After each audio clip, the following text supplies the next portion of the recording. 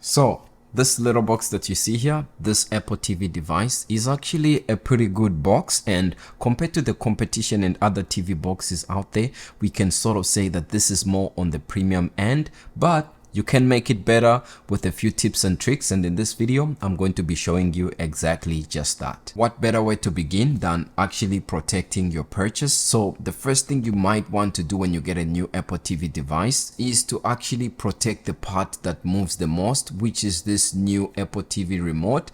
Of course, if you have kids around, they are going to always be throwing it and dragging it, and there are chances that you might actually lose it. So what I recommend you get is something that looks like this, which is on the cheap edge, and this cost about $9, and you can see it comes with an AirTag holder that you can put in to be able to track and play sound on your Apple TV, and the Apple TV Siri Remote right here fits in just perfectly. And now when you lose it, you have an AirTag to play sound and be able to find it. If you have kids around the house that are going to be dropping and scraping your Apple TV remote, this way it will be able to last and serve you for a long period of time. Speaking of babies and kids, have you heard of parental control or restrictions on the Apple TV? Since I assume that if you're getting the Apple TV and you're a family person, you're going to be sharing it with the rest of the family. So check this out. If you go into your Apple TV application and go into the settings tab right here and go to general, and you want to select the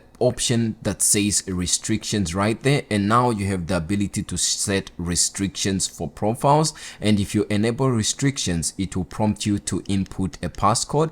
Just for test, I'll put 111, and you can see the passcode that I've created. If you don't want kids to see the passcode that you are inputting on your Apple TV, you can actually input that passcode on your iPhone, and that way they won't be able to see the numbers that you press. But once you set the restrictions passcode on, it now allows you to be able to control your Apple TV more. If you want to allow in-app purchases and rentals, for example, you can restrict, and now every time your kid or someone wants to buy a application or something in the iTunes store, it will require that passcode. And at the same time, some games and applications have in-app purchases where you can buy perks and coins. So if you want to allow that, you can do that, or if you want to block it and make it require a passcode, you can select the option that says block. At the same time, you can choose allowed content restrictions. So select the country or region that you are in. If you are in the United States, you can choose whether your kids or others you are sharing the Apple TV with in that same profile can listen and view explicit music or podcast. Or if you just want to set it to clean, you can do that. You can also go all the way to where it says app explicit language, and you can choose to show the explicit language or hide it. And if you want applications to be rated at a certain age and lower, you can see, for example, if you only allow applications that are rated 9+ years and above, you can choose this. And at the same time, just to show you other options, you can see Game Center. If you want to control who your child or your kid is playing with or using this Game Center, you can be able to choose that in the settings. And there is airdrop settings that you can allow for them to change or restrict. And every time something has been blocked like this or is restricted, then it will require that 4-pin passcode that we've created. Since, for example, under the application restrictions, we've set like 4+ years, so you have to be 4 years and older to be able to access certain applications. I'll show you an example here, because on my iPhone, if we go to like Disney Plus, you can see the age requirement. You have to be 4 years and up older. But if you look at like another application such as YouTube like this, you can see here you have to be 12 years and older. So since our restrictions is 4 years and above, this means that in order to open YouTube, you need to actually input the passcode first. So on the Apple TV right here, if we go to the YouTube application and try and open it, you can see we can approve with an Apple device, or we can approve with the passcode. If you have an Apple Watch and you are wearing it, it will also prompt you to double click your digital crown to be able to do that. Or if you have an iPhone handy, you can see it will also prompt you to input the passcode right there and allow you to approve by using your Face ID. And this way your kids will be able to consume content that is safe and that you approve. If your Apple TV screen ever freezes or becomes unresponsive and you want to be able to force restart it without perhaps having to reach behind your TVs and disconnecting power cables and plugging them back in, you can actually force restart your Apple TV using your remote. All you have to do is press and hold the TV button and the back button for about 5 seconds plus until your Apple TV reboots. If we try it right here, let's press and hold and give it a few seconds. 1, 2, 3, 4, 5, 6, 7.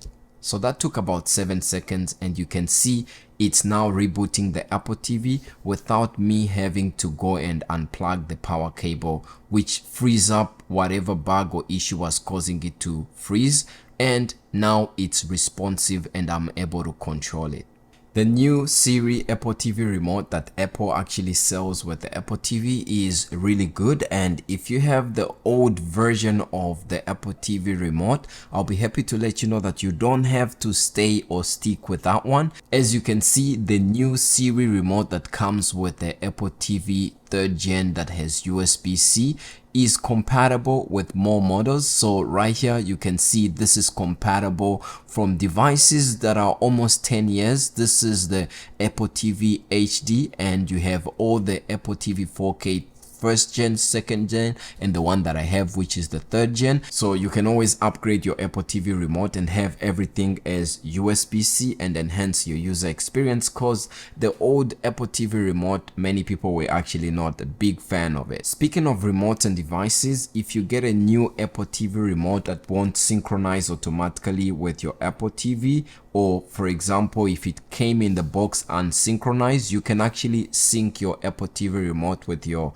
Apple TV box pretty easily. And in order to do that, you can manually do this by holding the volume plus button and the back button like this, and if you press and hold them, then it will begin to sync your remote. Mine is connected of course, but this is what you would essentially have to do. And you can see the remote has been paired with your Apple TV, and it will tell you to bring it closer if it hasn't yet been synced. So you just have to hold it for about 5 to 7 seconds and you'll be able to see the notification that it tells you if it's not synchronized. Now of course mine is synchronized, and that's how you can see I'm able to use it, but this is something that I thought I should share. On the older Apple TV remote, in order to manually sync your remote, you might need to hold the volume up plus the menu button for about 5 seconds plus until you get a notification that tells you to bring your remote closer to your Apple TV.